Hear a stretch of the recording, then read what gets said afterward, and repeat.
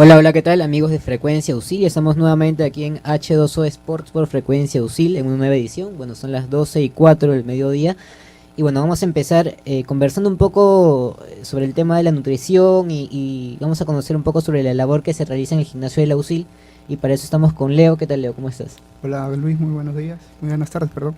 Leo es entrenador del gimnasio, ¿no? Y estamos con dos chicos que también, bueno, van a ejercitarse, pues, ¿no? Que son Oliver y John, ¿no es cierto? ¿Qué tal, chicos? ¿Cómo Sí, están? hola, ¿qué tal? ¿Cómo estás? Bueno, para empezar un poquito la entrevista, Leo, eh, ¿cómo va el gimnasio? ¿Cómo está armado? ¿Qué nuevos equipos hay? Cuéntanos un poco. Bueno, el gimnasio va bien, tenemos un gimnasio que tiene tres facilidades de entrenamiento, las cardiovasculares, la netamente funcional y sin dejar de lado la parte de la fuerza, ¿no? Es Mm. así como está distribuido. Y bueno, cuéntanos un poco por qué, cuáles son los motivos por el que va más la gente al gimnasio de la universidad. Primero por las facilidades que da la universidad, a cada facultad o a los administrativos, incluyendo pues los deportistas y los propios alumnos de nutrición. Segundo, por el equipamiento que tenemos y por la nueva perspectiva de entrenamiento que tenemos dentro de las instalaciones. Ujú. Chicos, ¿qué tal? Cuéntenos un poco porque, bueno, ustedes van al gimnasio por qué motivos, básicamente. A ver, en mi caso, yo voy al gimnasio porque desde que estudio nutrición, Ujú. el enfoque de la carrera viene a ser nutrición y hábitos para prevención de enfermedades. Y lo que es hábitos incluye y va muy de la mano con lo que es actividad física. Entonces, yo no puedo recetarle a alguien, tienes que hacer tal cosa si es que yo no lo hago. Entonces, en mi caso es más como algo más práctico sobre mi carrera, porque mientras más aprenda yo al respecto, más capacidad tengo yo para aconsejar a alguien y mejor diagnóstico puedo darle a alguien y mejores recomendaciones puedo darle a otra persona que realmente lo necesite. En tu caso, John. Bueno, en mi caso yo pertenezco a la selección de rugby, entonces un jugador de rugby siempre tiene que estar al complemento con el entrenamiento en el gimnasio, ¿no? No sirve de nada si entrenas martes y jueves como hacemos nosotros en Musa, en la parte física si es que no trabajas el cuerpo durante la semana, ¿no? Eso nos sirve para prevenir lesiones. En mi caso yo llegué por una lesión y con Leo hicimos un estupendo trabajo desde enero que me ayudó a fortalecer los tobillos, que era el problema que yo tenía. Y desde ese entonces ya no siento ninguna molestia, entonces es un trabajo progresivo que he hecho con él que ha servido a la larga, ¿no? Para poder seguir compitiendo. En tu caso, bueno, tú practicas rugby, ¿no es Ujú. cierto? Y para el rugby, bueno, bueno, por lo que se ve un poco en la televisión que yo veo, porque bueno, no conozco mucho por del deporte, pero tienen, o sea, la masa muscular, por ejemplo, o sea, tienes que tener una buena cantidad de masa muscular, o de repente ser más ligero es mejor, no sé. Lo que pasa es que para el rugby no existe alguna talla y peso ideal, ¿no? Para distintas posiciones hay personas que se necesitan jugadores rápidos, para otras posiciones se buscan jugadores altos o fuertes. En realidad varía, ¿no? Varía el tamaño de la persona dentro del equipo. Hay o sea, hay 15 jugadores dentro de la cancha que tienen distintos tamaños, pesos, que tienen funciones distintas, ¿no? Ujú, Entonces, bueno, la masa muscular varía para cada jugador, ujú. en cada posición. Leo, ¿cuál es la importancia bueno, de ir al gimnasio, pues, ¿no? Bueno, la importancia es netamente saludable. Eh, Hay que sostener una rutina, eso depende del nivel de entrenamiento que tiene cada persona, puede durar 4 a 6 semanas. Eso también depende del entrenador, de la prescripción que él te da. Básicamente es eso. Ujú. Y bueno, la rutina, cuando uno entra al gimnasio, por ejemplo, entra con una rutina, ¿no? ¿Cada cuánto tiempo va variando esa rutina? Bueno, la primera semana y quizás también la segunda, dependiendo del nivel de la persona, es de adaptación. Eh, Damos muchos trabajos continuos, cambiamos día a día hasta que se adapta a movimientos. Inmediatamente después de las 2 semanas ya sostenemos una rutina de 4 semanas, que es lo oficial que manejamos dentro del gimnasio. Ujú. Este, Oliver, cuéntanos un poco, ¿no?, la importancia de llevar una vida saludable, ¿no? A ver, la importancia de llevar una vida saludable, primero tienes que definir qué cosa es salud. Ujú, La salud no es únicamente no tener enfermedades, es sentirte bien a diversos niveles, que viene a ser tanto psicológico como el bienestar físico, como el bienestar emocional, etcétera. Ahora, para esto específicamente te ayuda lo que es el ejercicio y la nutrición, porque siempre van a ir de la mano. Ahora, centrándonos un poco más en lo que es el ejercicio te va a servir en el ámbito psicológico, siendo estudiantes, para liberar el estrés, para no molestarse demasiado o simplemente para sentirse más tranquilos. En el ámbito físico, obviamente, es un entrenamiento, es demandante para el cuerpo y siempre se trabaja con un objetivo.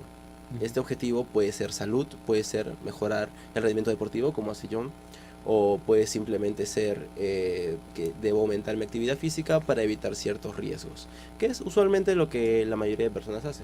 Su objetivo es simplemente salud, y para salud, como para deporte, son entrenamientos diferentes, y esos entrenamientos son completamente dependientes de los entrenadores, quienes tienen un conocimiento suficiente como para darse cuenta cuando alguien necesita hacer algo y cuando no, cuando puede y cuando no puede. Ujú. En el caso de, bueno, de la... me está escapando un poco de la pregunta. De el estrés, ¿no? Por qué cuando van al gimnasio, bueno, mucha gente que está estresada, ¿no? Que como tú dices que está molesta, va al gimnasio? Por qué el gimnasio ayuda, digamos, a disminuir el estrés o la molestia? A ver, el estrés usualmente genera eh, contracciones musculares. Es por eso es que muchas personas dicen, tengo una contracción acá, tengo una bola acá, quiero que me hagan masajes. Ya, ¿qué ocurre? Cuando tú haces un ejercicio, tú cansas al músculo, el músculo se siente exhausto. Entonces, después del ejercicio, tú tienes que estirar. Ese estiramiento relaja el músculo, primera parte.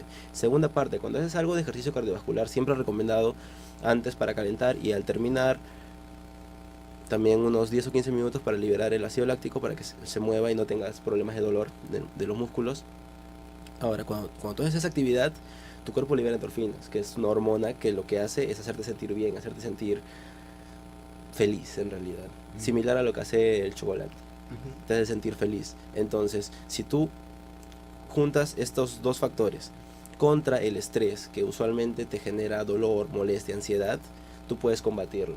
Y personalmente me funciona bastante bien, a pesar de estar en exámenes, tener diversas cosas, diversos trabajos que a uno lo acosan siendo estudiante.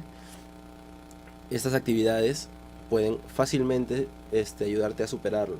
Y de ese modo, pues, mantener un rendimiento bastante bueno en la universidad, ya que si es que uno se estresa, ocurren los típicos bloqueos o que no tengo tiempo, no puedo hacer las cosas, la gente termina mucho más estresada y por ende su rendimiento disminuye. Ujú.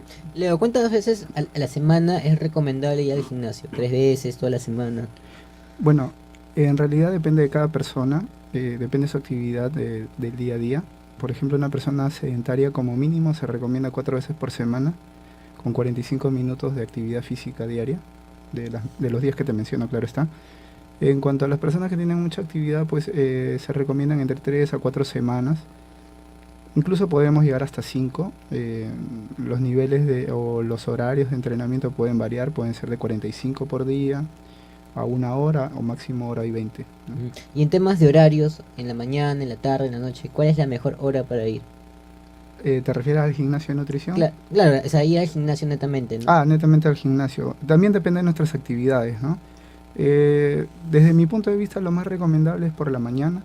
Hay algunas personas que necesitan entrenar tarde-noche para liberar el estrés de lo que estamos hablando y poder dormir con más facilidad, pues, ¿no?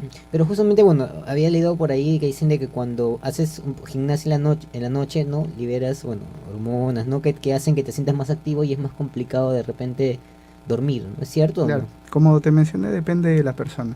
Hay personas que son muy activas Ujú, y necesitan liberar energía poco antes de dormir, ¿no? ujú. Eso depende de cada quien.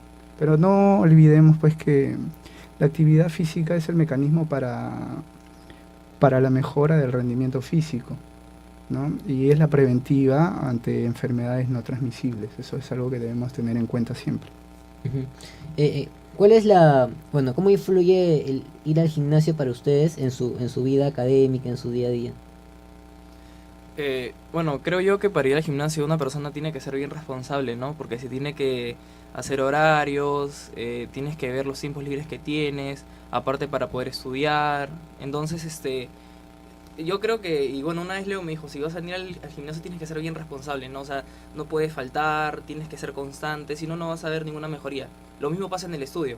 Si eres constante estudiando, si eres atento en las clases, vas a conseguir buenos resultados. Pero si eres una persona que a la vez, por decirte, va un día a clases, otro día no va, se pierde los temas, al final en los exámenes no va a rendir igual. Entonces creo que lo mismo que hacemos en el gimnasio tenemos que aplicarlo en la vida universitaria, ¿no? Ujú. Hablando un poco sobre el tema de alimentación, ¿no? De repente tú como nutricionista me puedes dar una perspectiva y tú, Leo, también. ¿Cómo debería ser la alimentación diaria, ¿no? Por una persona que va al gimnasio? ¿Qué es lo que debería consumir? Bueno, como todos los alumnos ya saben, me conocen, yo prácticamente no prescribo ningún tipo de receta, se lo dejo a los especialistas, pero lo que sí recomiendo es básicamente los 3 alimentos del día: desayuno, almuerzo, cena, y sus entre comidas, ¿no?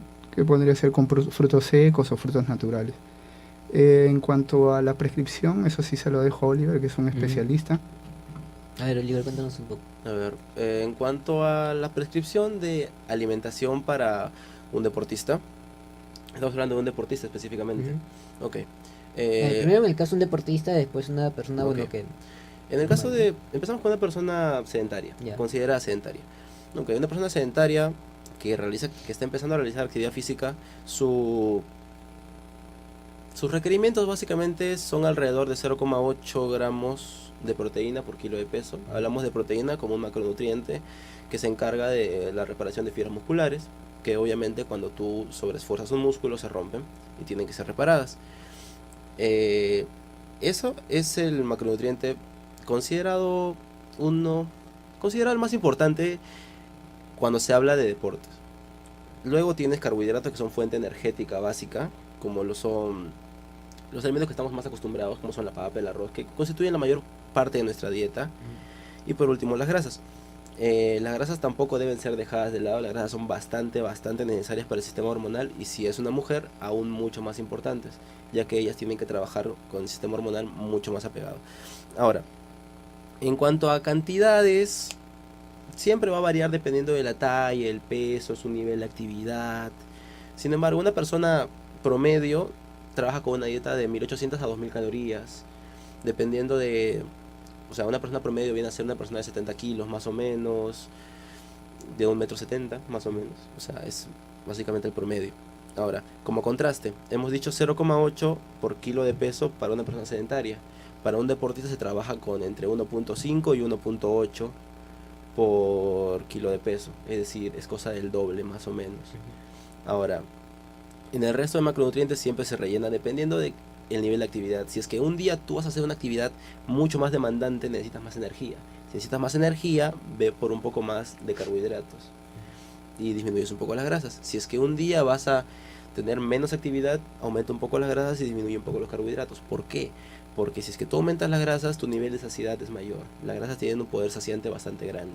Entonces puedes evitarte el problema de: me da ansiedad, quiero comer algo por aquí, por allá, no sé, comida rápida, etcétera. Puedes evitarlo de esa manera. Ahora, lo que quería presentar es el contraste entre una persona sedentaria y una persona deportista. Estamos hablando de poco más del doble en cuanto a una necesidad o un requerimiento proteico. Ahora, las fuentes de proteína no son únicamente animales. Lo que la gente piensa es: tengo que consumir cierta cantidad de proteína. Ok, carne, pollo, pescado. Pero no necesariamente es así. Hay fuentes proteicas que son vegetales, como lo son todas las legumbres o los cereales. Entonces, estas fuentes proteicas se digieren de manera más sencilla. Entonces, evitas el hecho de que uno se siente hinchado por comer mucha comida, por comer mucha carne, su digestión se hace lenta. Puedes evitarlo.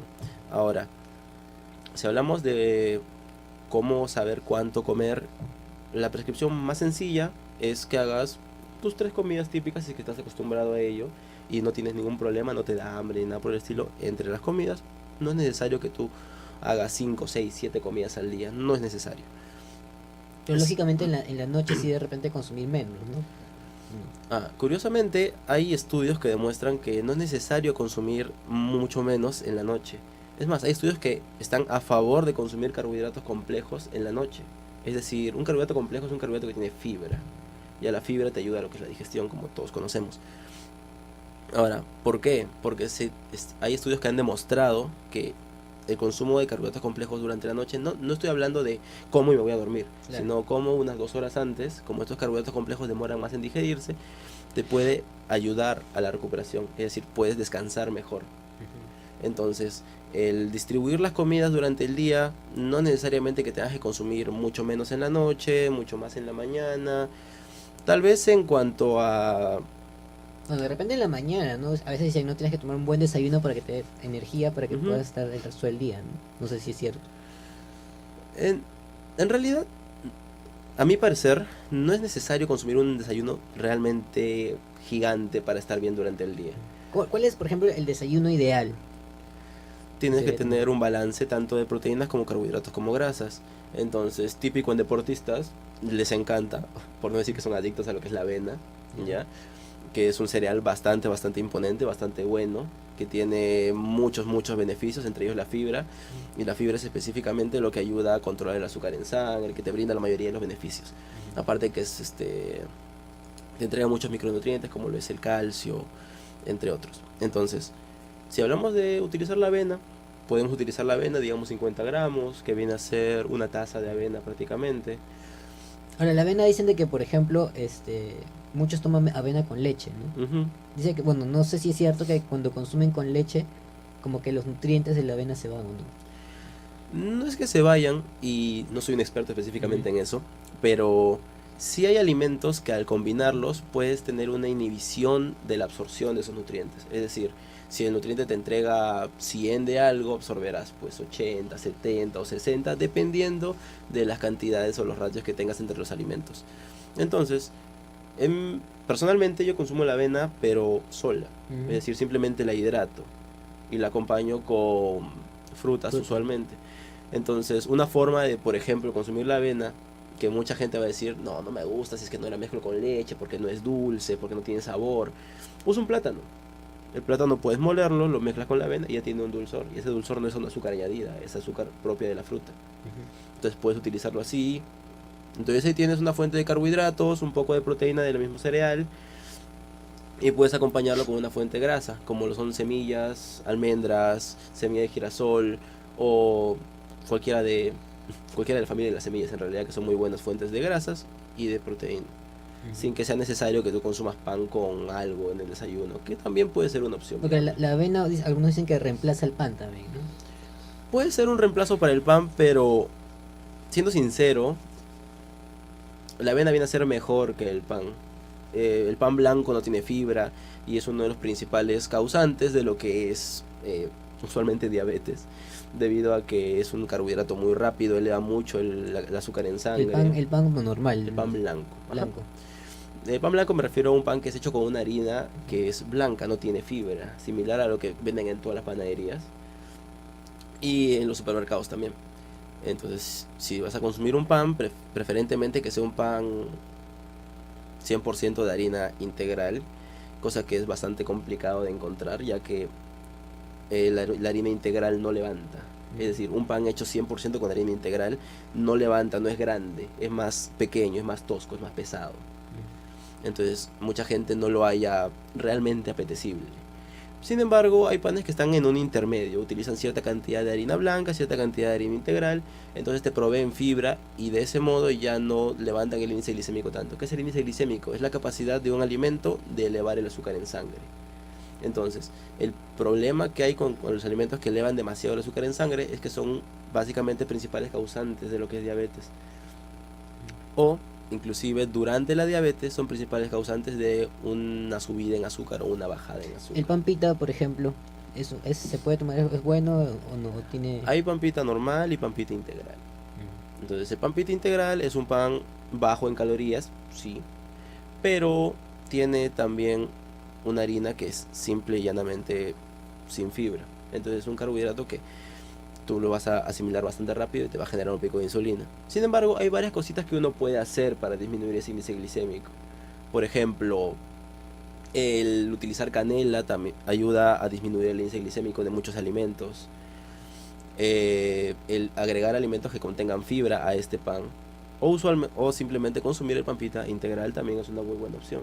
Si es que buscas una ingesta baja en calorías y seguir utilizando el pan, porque curiosamente nosotros, siendo peruanos, estamos bastante acostumbrados a comer pan y arroz generalmente. Claro. Por ejemplo, Eso sí. es lo curioso. Una acotación ahí. Los alumnos de nutrición, como lo has escuchado, Oliver, practican mucho con ellos mismos, ¿no? Una de las razones que te puedo mencionar es que ellos mismos también preparan sus propios alimentos. Aunque no lo creas, Oliver es muy ingenioso elaborando no solamente productos alimenticios, está tratando de lanzar una propia marca. Pero ahora que hablamos del pan, el hombre también está especializado en aquellas cosas, pues, ¿no? Es bueno que le preguntes sobre ello. Por ejemplo, Leo, la mayoría de personas, ¿qué tipo de ejercicios hacen en el gimnasio? Por ejemplo, acá Juan Carlos Guerrero, que va al gimnasio cada diario, no todos los días. Juan Carlos ya tiene con nosotros, si no me equivoco, un poco más de 2 meses, 3 meses quizás. Mira, bueno, lo que te tengo que... ¿Cuáles son sus metas de Juan Carlos, por ejemplo? Juan Carlos, un 42K de aquí a 1 año y medio por lo menos. Va a representar a la UCIL, dicen. Sí, ya tenemos que comenzar con carreras de 5 y de 10. Lamentablemente solamente se viene una de 10 que ya se habrá inscrito. Pero el entrenamiento, dependiendo de la persona también. Por ejemplo, Juan Carlos siendo un próximo maratonista, nuestro entrenamiento es funcional, pero deportivo funcional, basado en lo que él quiere. Él va 4 veces por semana, a veces 3, ¿no? Lo programamos de esa manera. En las cuales también a él sí le prescribo sus entrenamientos de especialidad, que es correr, ¿no? Si no me equivoco, Juan Carlos, estamos en... Esta semana, ¿cuánto era el kilometraje? Creo que ya estamos en más de 5. Sí, ¿no? Más de 5. Claro, Más de lo que 5. yo hago fuera del entrenamiento son 6, 7 kilómetros, por lo menos. Claro, claro. Nos basamos mucho en él, por ejemplo, en su fuerza abdominal y dorsal, que era lo más débil que tenía. Inclusive sus piernas son mucho más fuertes que su fuerza dorsal y abdominal. Ahora ha mejorado bastante. El entrenamiento que hacemos en el gimnasio de nutrición es una fusión de muchas actividades. Por ejemplo, las masas mueven entrenamiento hoy en día. Tenemos el CrossFit, tenemos el fisicoculturismo clásico, el entrenamiento funcional. Como te digo, hemos fusionado todo ello, pero bajo la perspectiva de un entrenamiento de preparación física, sin dejar de lado los principios de la halterofilia o los principios, pues, del fisicoculturismo. Ahora, Oliver, por ejemplo, hacer combinaciones, por ejemplo, arroz con papa, ¿esas cosas hacen daño? No realmente, siempre y cuando tú controles cuáles son las cantidades que tú estás utilizando. Porque, por ejemplo, una cosa que amigos del colegio me preguntaban: oye, si te voy a consumir menos carbohidratos, ¿cómo hago para comer el puré de papa? Porque el puré de papa típico aquí es arroz, puré de papa y alguna proteína encima, alguna carne, ¿no? O arroz con papa también.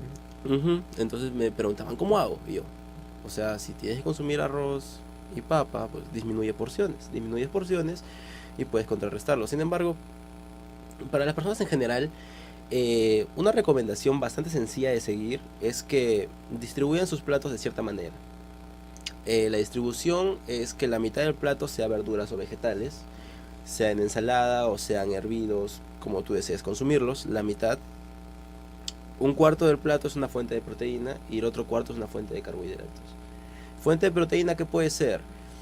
Carne, pollo, pavo, etcétera. Obviamente hay pescado. Hay ciertas fuentes de proteína que son más recomendables, como lo son el pollo y el pescado, principalmente el pescado, porque tienen ciertas ventajas. La carne roja usualmente bueno, personalmente no la recomiendo mucho, porque tiene ciertos factores que no son muy buenos para el organismo.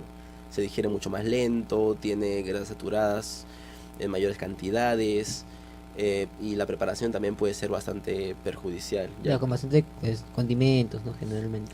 No, lo que ocurre es que el mayor problema que se da con la carne roja es que usualmente carne roja, ¿qué es? Parrillada. ¿Qué ocurre con la parrillada? Cuando tú haces parrillada, la carne está expuesta directamente al humo del fuego, ¿no? Básicamente. El carbón. Entonces, ¿qué pasa? Esa carne, conforme se calienta, se deshidrata. Y mientras se deshidrata, absorbe otras cosas para compensar ese líquido. Entonces, en este caso, absorbe el humo. ¿Cuál es el problema con consumir una carne que ha absorbido humo? Que básicamente tienen un efecto muy similar al que tienen los cigarros. Es como la carne ahumada, ¿no? Que hace daño, dicen, ¿no? Exactamente.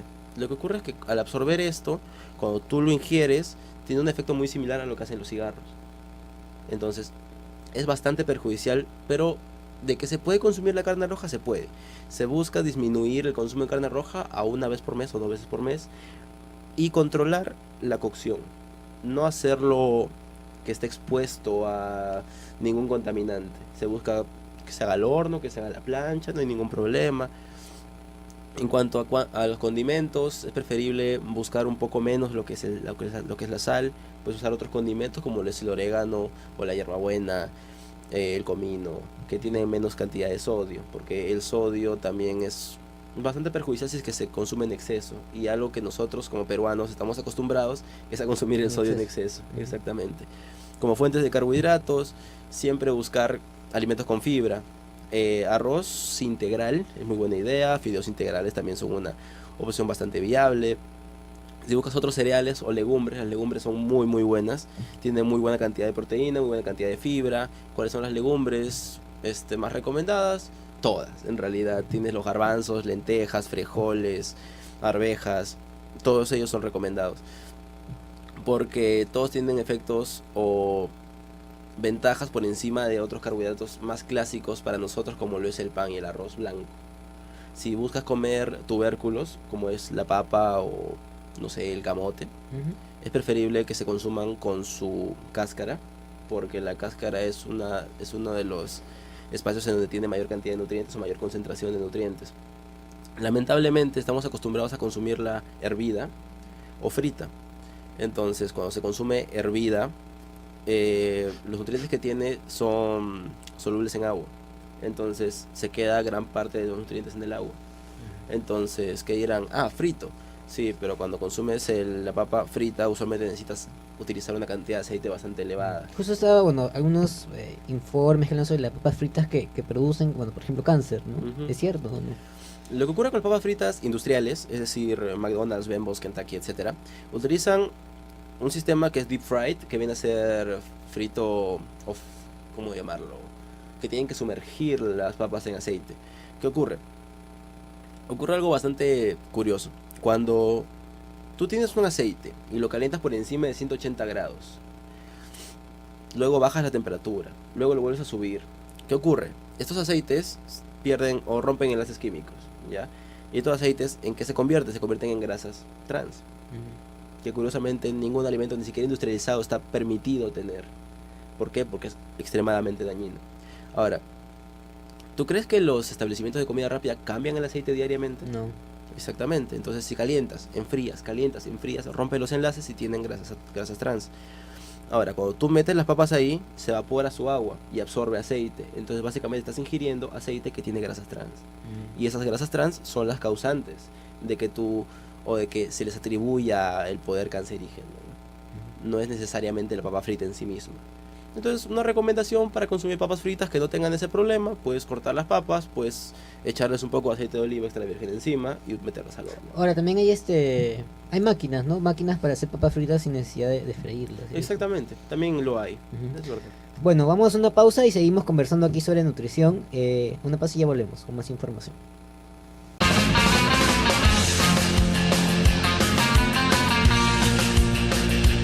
Saludos para la gente de H2O Sport. Un fuerte abrazo. Acá su amigo Aníbal Aliaga.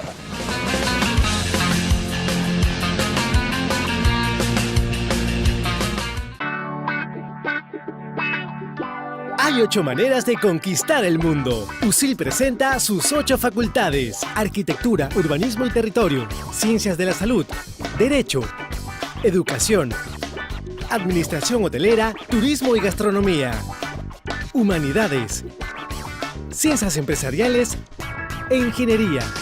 Estudia en USIL y conviértete en un alumno sin fronteras. Emprendedores que forman emprendedores. usil.edu.pe Cada gran ciudad en el mundo es una gran oportunidad para ti. La pregunta es, ¿cómo alcanzarlas? USIL presenta más de 220 alianzas estratégicas. Estudia en las universidades más importantes del mundo. Habla en distintos idiomas, conoce nuevos amigos y vive nuevas experiencias. Ahora grítale al mundo que estás preparado para trabajar en el lugar que tú elijas. Empresas líderes te abrirán las puertas. Conviértete en un alumno sin fronteras. Estudia en USIL. Emprendedores que forman emprendedores. usil.edu.pe. Nuestros alumnos van hacia el mundo. Nuestros alumnos vienen del mundo. Todos los años más de 1000 alumnos del Perú, Alemania, China, Inglaterra, Corea, España, Francia, Estados Unidos, Canadá y más intercambian experiencias académicas, laborales y culturales en la USIL. Tú también puedes vivir una experiencia internacional. Estudia en USIL y conviértete en un alumno sin fronteras. Emprendedores que forman emprendedores. usil.edu.pe.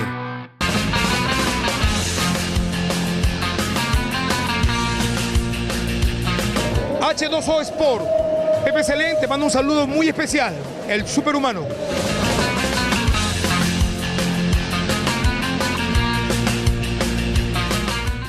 Bueno, ya estamos aquí en H2O Sport de regreso. Bueno, ya estamos hablando un poco de la nutrición, de lo importante que sea el gimnasio. Por ejemplo, en tu caso, John, ¿qué mejoras has visto en ti desde que has iniciado el gimnasio? Bueno, para comenzar, el peso, ¿no? ¿Cómo te explico? Cuando fuimos al campeonato de Chiclayo en octubre del año pasado, yo estaba pesando 112 kilos. Desde que terminó el campeonato, bueno, yo me lesioné ahí, entonces cuando fui a los doctores me dijeron, ¿sabes qué? Tienes que bajar de peso porque sus tobillos se van a ver bien comprometidos. La verdad, lo único que me quedó fue caballero, tuve que quitar las comidas que acostumbraba a comer, ¿no? Las grasas, ¿no? Y ahorita estoy en 93 kilos, entonces tengo que seguir bajando, pero al menos mis tobillos ya no están tan comprometidos como antes. Entonces yo creo que el factor fundamental que he visto que me ha servido mientras he estado en el gimnasio y alimentándome mejor ha sido el peso, ¿no? También bajé un montón de grasa corporal, entonces al menos me siento mejor dentro de la cancha, ya no me canso tanto como antes, los tobillos ya no me molestan tanto. Sin embargo, debo tener la debida protección en ellos, ¿no? Me pongo las vendas, la venda Coban, como le dicen, ¿no? Que es una que se ajusta al tamaño de la piel, del cuerpo y todo, y ayuda a presionarla. Entonces ya no hay tanto movimiento por parte de los tobillos. Oliver, Leo les comentaba de que ustedes mismos a veces lo de nutrición practican con ustedes, ¿no? Sí. ¿Cómo se alimentan o qué es lo que hacen ustedes en nutrición? Bueno, en primer ciclo nos enseña lo básico y dentro de lo básico está el conteo de calorías. Es decir, determinar cuál es la necesidad energética de una persona. Basado usualmente en la edad, la altura, el peso y el sexo, obviamente. Entonces, se hace un cálculo y basado en ese cálculo uno tiene cuántas calorías necesitaría ingerir. De manera básica, es decir, se llama índice metabólico basal, que significa que es cuántas calorías tú gastas solamente por respirar. O sea, solamente imagina que estás en tu cama echado todo el día sin hacer nada. ¿Cuántas calorías gastas?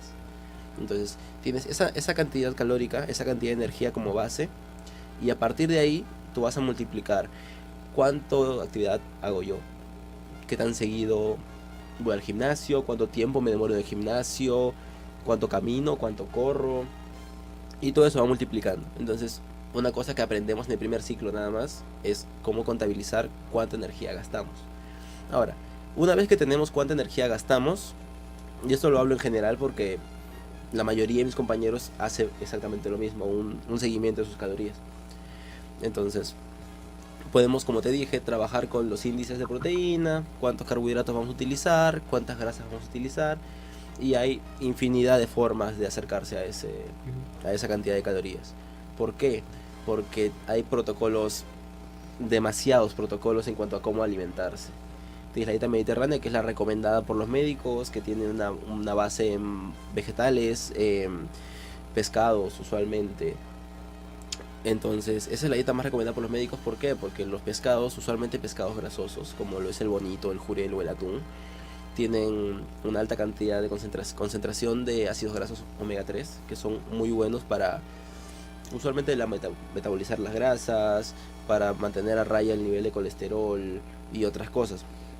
Entonces usualmente por eso es que recomiendan el consumo de pescado, pero esa es una forma de ver, la forma recomendada por los médicos. Tienes otros protocolos que han sido relativamente nuevos, como lo es la dieta paleolítica, que lo que intenta es remontarse a cómo éramos antes, cuando éramos en época paleolítica básicamente. ¿Qué consumíamos? ¿Qué comíamos? No comíamos legumbres, no comíamos cereales en general, porque nosotros no teníamos agricultura todavía. ¿Qué consumíamos?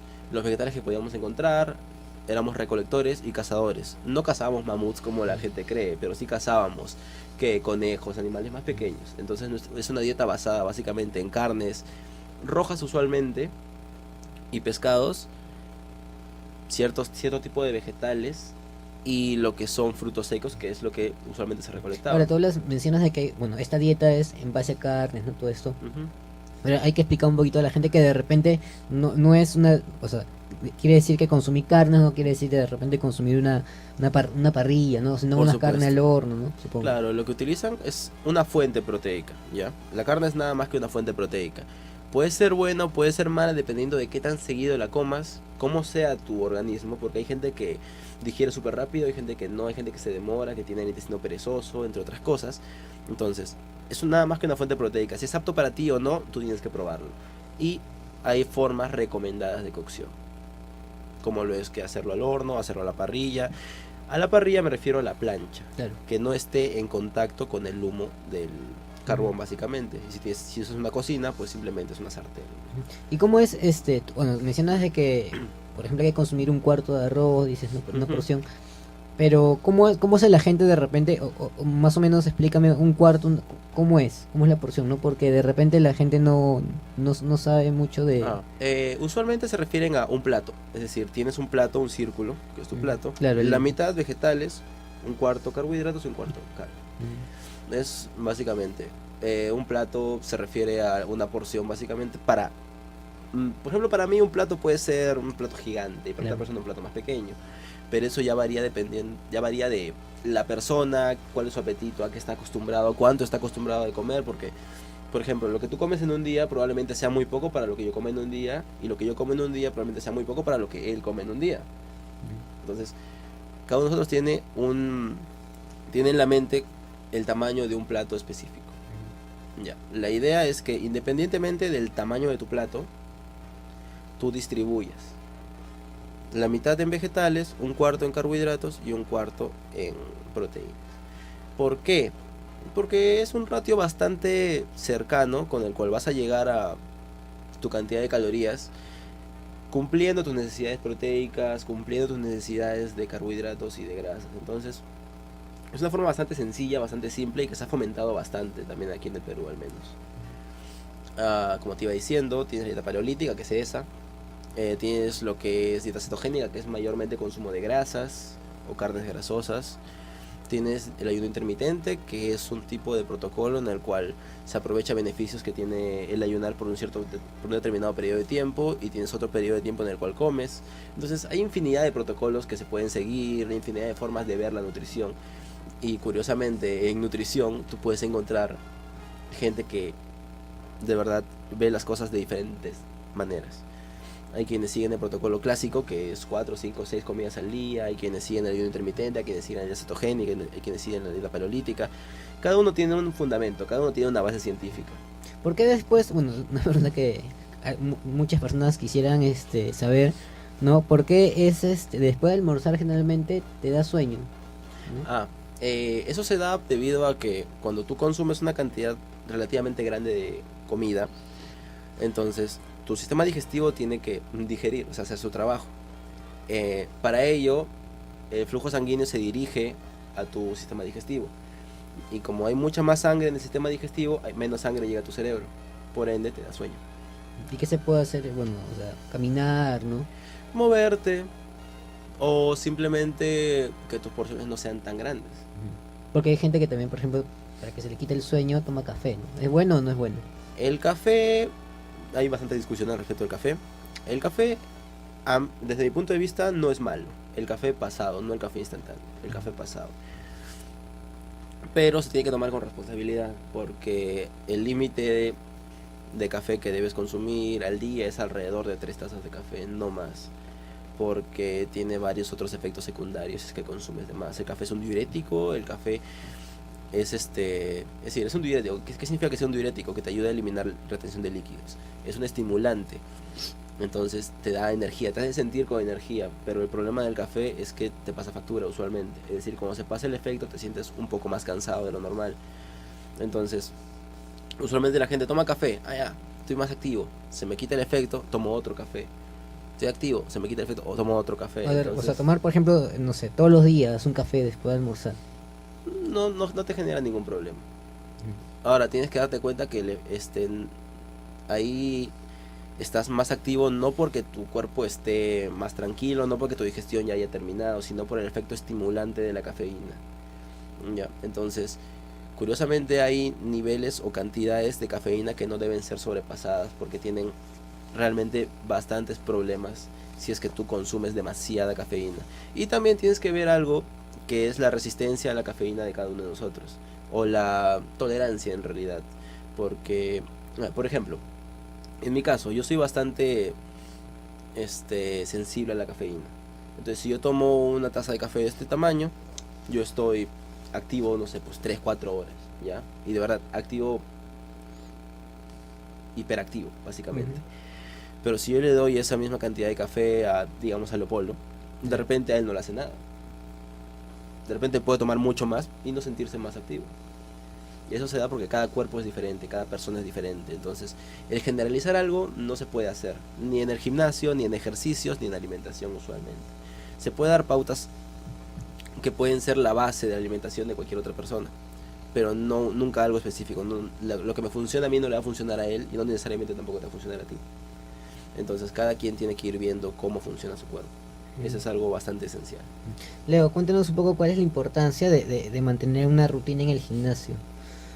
Bueno, mantener la rutina es básicamente controlar y poder verificar sus resultados a largo plazo de manera progresiva. Como te dije anteriormente, pues nosotros sostenemos una rutina de 4 a 6 semanas aproximadamente, dependiendo de la persona. En el caso de los deportistas, varía, prácticamente son 6 semanas, dependiendo de qué tan cerca están sus campeonatos. Pero sobre todo en ellos, pues mantenemos la fuerza. No es que siempre hagamos la fuerza máxima, no llegamos hasta el momento a ello. Procuramos de que ellos tengan un porcentaje grande, pero no nos excedemos. Los cuidamos básicamente. Aparte, como te expliqué también, el gimnasio de nutrición pues es básicamente funcional. Nos hemos adaptado a nuevas perspectivas de entrenamiento. En ese caso, sostener las rutinas de ellos es muy importante para llegar de manera óptima a sus campeonatos. En las personas como administrativos o los alumnos de nutrición, experimentamos un poco más. Experimentamos un poco más con ellos. Eso no lo va a negar Oliver. Él es, creo, uno de los primeros que ha llegado al gimnasio en este año y ha experimentado consigo mismo, tanto sus propias rutinas como las rutinas que le dejamos nosotros. Pero también podemos decir de que él tiene una libre carta al acceder a cualquier tipo de entrenamiento que él esté investigando, ¿no? Y ahora, hay muchas personas que van al gimnasio, dicen que quiero bajar de peso, ¿no? Y hacen bastante, por ejemplo, quieren hacer cardio, por ejemplo. ¿Es Ya. bueno hacer mucho tiempo de cardio para bajar de peso o no necesariamente? Ya, el trabajo de fuerza siempre está presente. Eso, por lo menos de la manera en como lo trabajo yo, siempre está presente. El hacer cardio es bueno, pero no debemos dejar de lado la fuerza. En este caso sería la fuerza de resistencia. Puede ser con instrumentos o utilizando el propio cuerpo corporal. Dicen también, y creo que es así, el hacer mucho cardio, pues el músculo no está compacto, está ligeramente un poco más desproporcional. Y si ponemos en ejemplo el caso de Juan Carlos, él me explicaba que en algún momento se dedicaba a correr pero no sentía que sus músculos eran sólidos. Y era porque no tenía un trabajo pues con mancuernas, con su propio peso corporal al momento de hacer ejercicios o cargar peso. Pues, ¿no? Hacer mucho cardio de repente disminuye la masa corporal o no, muscular diré. Disminuye la masa muscular, sí. Estructuralmente también se siente un poco más débil. La idea es hacerlo funcional. ¿no? Deportivamente funcional. Si no es así, créeme que el músculo no va a responder ante impactos más fuertes. Como por ejemplo, Juan Carlos quiere correr un 42K, corriendo solo no creo que lo pueda lograr, ¿no? Juan Carlos quiere ganar el 42K, eso es lo que pasa, por eso está entrenando duro. Bueno, ya para ir un poquito cerrando finalizando el programa, hay personas, bueno, y yo también, por ejemplo, sufrimos un poco de gastritis. ¿Cómo debe ser la alimentación para las personas que sufren de gastritis? A ver, para una persona que sufre de gastritis, usualmente la recomendación es que consuman alimentos un poco más seguido para evitar ese problema, pero hay muchos casos en los cuales no tienen el problema del ardor en el estómago consumiendo sus alimentos de manera normal, es decir, desayuno, almuerzo, cena. Por ejemplo, no sé, hay algunos productos que no sé si harán bien. Por ejemplo, yo en las mañanas tomo un vaso de papaya con plátano y canela, por ejemplo. Yo. No sé si estará bien. Y Quaker, ¿no? Por ejemplo, igual que tú con fruta, ¿no? No sé si echarle canela, por ejemplo, o hacer la combinación de papaya con plátano me haga daño para la gastritis. No, usualmente la papaya específicamente es una fruta bastante fresca, es decir, bastante fría. Entonces, usualmente sirve para que tú vayas al baño, básicamente. Pero el agregarle canela es bastante bueno, tanto por el sabor como por el efecto que tiene la canela. La canela disminuye el índice glicémico, como te comenté hace un momento. Entonces no vas a tener un pico de azúcar. No es porque algunos decían que de repente la canela quema, entonces no sé. No, lo que tienes que evitar teniendo problemas de gastritis son todos los irritantes. ¿Qué alimentos son irritantes? La pimienta negra puede llegar a ser irritante, todo lo que es picante es irritante, la cebolla roja también es irritante. Entonces usualmente eso de ahí, los alimentos también con base ácida, es decir, el limón o el vinagre pueden tener ciertos efectos también. Entonces la recomendación, que desde lo que he visto yo, es si tú tienes hambre, consume un alimento, evita los irritantes, y la mayor recomendación que te puedo dar es que consumas bastante agua. ¿Por qué? Porque cuando tú ingieres bastante cantidad de agua de manera constante, no te hablo de que te tomes 1 litro por hora, ¿ya? Ingiere una bocanada de agua cada 15, 20 minutos, no hay ningún problema. ¿Por qué? Porque el líquido diluye el fluido estomacal, entonces no es tan fuerte el fluido estomacal. Entonces puedes evitar tenerle esa sensación y también puedes evitar que se agrave ese problema. Entonces consumir buena cantidad de líquido durante el día puede ser una de las herramientas más provechosas para alguien que tiene gastritis. Y en la noche, por ejemplo, ¿cómo debe ser la alimentación? Para alguien con gastritis. Claro. Durante la noche, es que en realidad alguien con gastritis no tiene más que restricciones en ciertos alimentos que son irritantes. Entonces tú quieres consumir algo durante la noche. No, porque por ejemplo te digo, carnes rojas, por ejemplo, como tú mismo dices, es más lento para digerir, ¿no? Entonces, de repente estás con gastritis, provoca de repente hinchazón en el abdomen, ¿no? En el estómago. Curiosamente la carne roja provoca hinchazón en el abdomen a cualquiera, no solamente a los que tienen gastritis.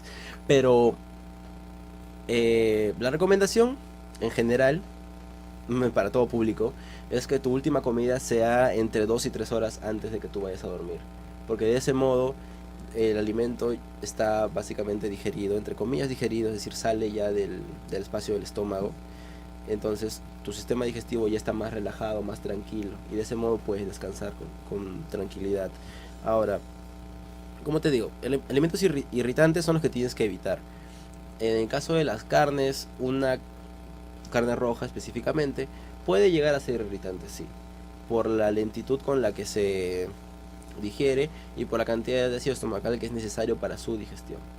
Entonces por eso es que puede llegar a ser bastante más irritante que un pescado o pollo, que son carnes blancas que se digieren con mayor facilidad.